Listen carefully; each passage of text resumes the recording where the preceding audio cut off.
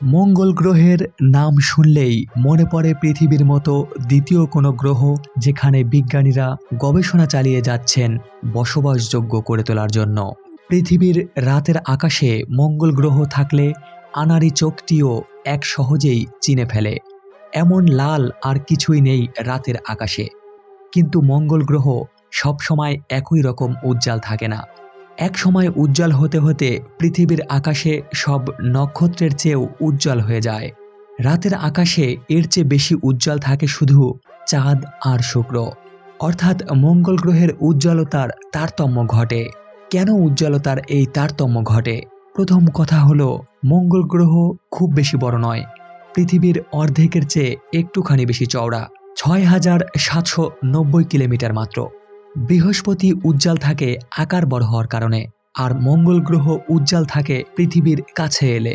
সূর্যের চারদিকে মঙ্গলের কক্ষপথটা পৃথিবীর পরেই। দুটি গ্রহই সূর্যের চারপাশে কক্ষপথে ঘুরতে থাকে অনবরত। কখনো তারা সূর্যের একই পাশে খুব কাছাকাছি চলে আসে, অনেক সময় তারা থাকে সূর্যের দুই পাশে। ফলে দূরত্ব হয় সবচেয়ে বেশি। সূর্যকে একবার ঘুরে আসতে পৃথিবীর সময় লাগে ১ বছর, মঙ্গলের সময় লাগে প্রায় ২ বছর। তার মানে প্রায় ২ বছর পর পর দুটি গ্রহ কাছাকাছি চলে আসে। ফলে পৃথিবীর আকাশ থেকে মঙ্গল গ্রহ উজ্জ্বল হয় প্রায় ২ বছর পর পর। উজ্জ্বলতা আরও বেড়ে যায় যদি গ্রহ দুটি কাছাকাছি থাকার সময় পৃথিবী মঙ্গল ও সূর্যের মাঝখানে একই রেখা বরাবর চলে আসে। পৃথিবী থেকে মঙ্গল গ্রহকে দেখতে যেন স্বপ্নের মতোই মনে হয়। কেননা হয়তোবা বিজ্ঞানীদের অক্লান্ত পরিশ্রম এবং গবেষণার ফলে ভবিষ্যতে মঙ্গল গ্রহই হতে চলেছে আমাদের বসবাসযোগ্য দ্বিতীয় কোনো পৃথিবী। পৃথিবীর সবচেয়ে কাছের গ্রহ, ভূপৃষ্ঠ থেকে ৪৭ কোটি মাইল দূরের এই গ্রহে পৃথিবীর প্রথম চোখ পড়ে ১৯৬০ সালে।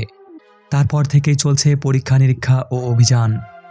ব্যর্থ সফলতা আর নিরলস প্রচেষ্টায় আজ মঙ্গলের মাটিতে পৃথিবীর প্রতিনিধি খুঁজছে প্রাণের অস্তিত্ব, স্বপ্ন দেখছে নতুন বসতি স্থাপনের।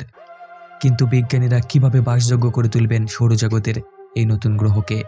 মঙ্গলের বর্তমান যে অবস্থা, সেখানে মাত্র ৬৮ দিনের বেশি বেঁচে থাকতে পারবে না মানুষ। আগামী বছরগুলোতে লাল গ্রহে মানুষ পাঠানো ও বসতি স্থাপনের পরিকল্পনা করছে নাসা সহ বেশ কয়েকটি প্রতিষ্ঠান। দীর্ঘ দূরত্বের কারণে লাল গ্রহ মঙ্গলে পৌঁছানো বেশ সময় সাপেক্ষ ব্যাপার। এখনকার রকেট চালিত যানে যেতে সময় লাগবে ৯ মাস।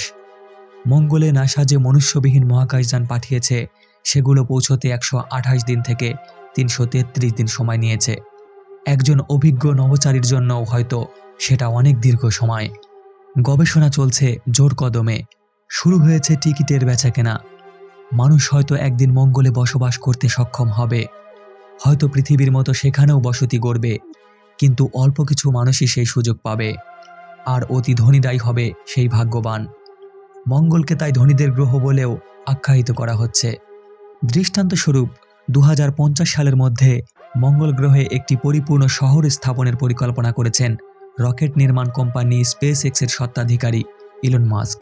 আগামী ১ দশকের মধ্যেই মঙ্গল গ্রহে মানুষ পাঠানোর তোড়জোড় চলছে। কিন্তু প্রশ্ন উঠছে, সেখানে গেলে মানুষ সর্বোচ্চ কতদিন টিকে থাকতে পারবে?